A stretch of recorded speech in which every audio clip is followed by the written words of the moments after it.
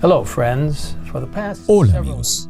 Durante las últimas semanas, mientras leíamos el libro El conflicto de los siglos, vimos cómo los valdenses, como Juan Wycliffe, Hus y Jerónimo, Martín Lutero y muchos otros, llevaron la luz de la verdad a medida que la reforma se extendía por toda Europa. Más recientemente vimos cómo el rechazo de la verdad bíblica condujo a un terrible derramamiento de sangre durante la Revolución Francesa. Hoy veremos lo que les sucedió a los creyentes fieles en el país de Inglaterra y cómo la persecución los llevó a buscar refugio en un lugar donde pudieran adorar libremente. Conocidos como los puritanos, estas personas fieles no aceptaban muchas de las costumbres y ceremonias no bíblicas de Roma que todavía formaban parte de la Iglesia de Inglaterra.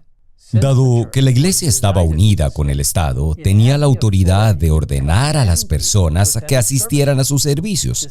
No se permitía la disidencia y se prohibían las reuniones no autorizadas para el culto religioso bajo pena de prisión, destierro y muerte. Leemos en El conflicto de los siglos, a principios del siglo XVII, el monarca que acababa de subir al trono de Inglaterra declaró que estaba resuelto a hacer que los puritanos se conformaran o que fueran expulsados del país o tratados todavía peor. Como muchos del pueblo fiel de Dios habían experimentado en días anteriores, estos creyentes ahora eran cazados, perseguidos y encarcelados por su fe. Algunas de estas queridas personas decidieron huir de su país, dejando atrás sus hogares y todo lo demás, e encontraron refugio temporal en Holanda. Después de algunos años, nuevamente buscaron una mejor tierra, esta vez yendo a un lugar que les ofreciera más oportunidades y aún más libertad. Ellen G. de White escribe: confiaban en las promesas del Señor, el cual no los olvidó en el tiempo de la prueba. Sus ángeles estaban a su lado para animarlos y sostenerlos. Y cuando les pareció ver la mano de Dios señalándoles hacia más allá del mar, una tierra en donde podrían fundar un estado y dejar a sus hijos el precioso legado de la libertad religiosa, avanzaron sin miedo por el camino que la providencia les indicaba. Cuando se separaron de la Iglesia de Inglaterra, los puritanos se unieron por un convenio solemne como el pueblo libre de Dios, para andar juntos en todos sus caminos que les había hecho conocer o en el que Él les notificase. Este era un principio vital del protestantismo: caminar en la voluntad revelada del Señor, con el entendimiento de que se puede revelar más a través de su palabra. Fue con esa promesa en sus corazones que los peregrinos dejaron Holanda para encontrar un hogar en lo que entonces se llamaba el Nuevo Mundo.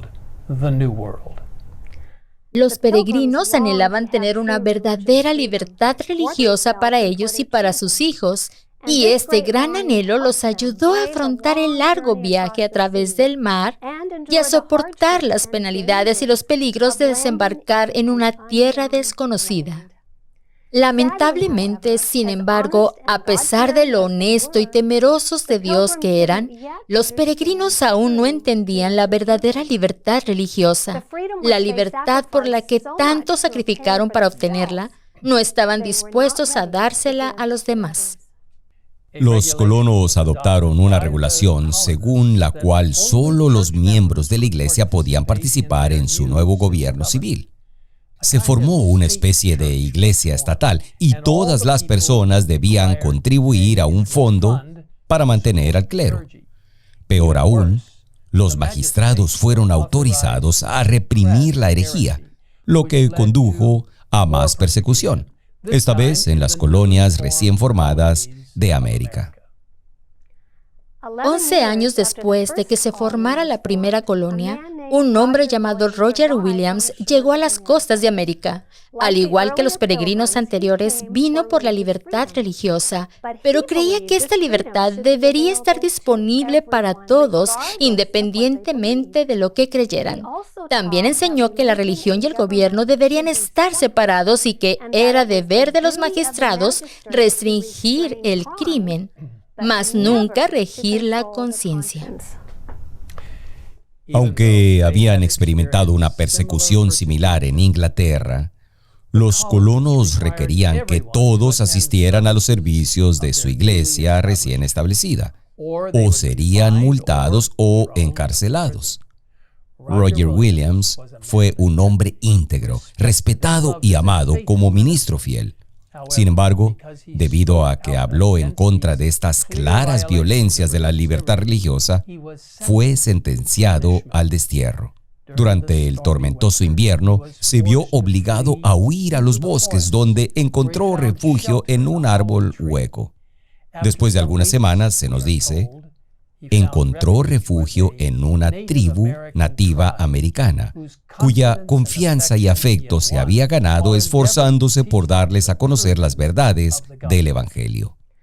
A través de la providencia de Dios, Roger Williams finalmente pudo establecer una nueva colonia donde a todos se les dio total libertad religiosa y la iglesia y el Estado se mantuvieron separados. En 1643, Williams viajó a Inglaterra y se le concedió una carta para la nueva colonia, a la que llamó Rhode Island. La nueva colonia se convirtió en un lugar de refugio para muchos y finalmente sus principios fundamentales de libertad civil y religiosa se convirtieron en las piedras angulares de la República Americana. Sin embargo, a medida que pasaba el tiempo, la fe simple y basada en la Biblia de los primeros colonos comenzó a desvanecerse y la religión volvió a degenerar en formalismo. A medida que la Biblia estaba cada vez más disponible, menos personas la leían y las opiniones de los hombres se hicieron más prominentes. Las teorías humanas fueron sustituidas por las enseñanzas de la palabra de Dios. Sin embargo, Isaías 40, versículo 8, nos asegura que sécase la hierba, marchítase la flor, mas la palabra del Dios nuestro permanece para siempre. Como veremos en nuestro próximo video, la palabra de Dios estaba a punto de cumplirse de la manera más magnífica. Pero antes de terminar, tengamos juntos una palabra de oración ahora mismo. Padre Celestial, te agradecemos por la clara comprensión de la separación de la Iglesia y el Estado, de la importancia de la libertad religiosa y la libertad de conciencia. Gracias por personas como Roger Williams, quien fue capaz de establecer un lugar que le dio a la gente total libertad religiosa. Gracias por la libertad religiosa que disfrutamos, donde quiera que sea en este mundo. Señor, te agradecemos por esta maravillosa oportunidad de poder adorarte de acuerdo con los dictados de nuestra conciencia y la palabra de Dios. Gracias por escucharnos en esta oración. Ayúdanos a valorar cada día la maravillosa libertad que nos ha sido dada de tu mano y la libertad religiosa que debemos promover de manera poderosa para ayudar a las personas a comprender que solo a través del amor y una conciencia pura y comprensiva debemos adorarte en toda santidad. Gracias por escucharnos en el nombre de Jesús. Amén. Amen.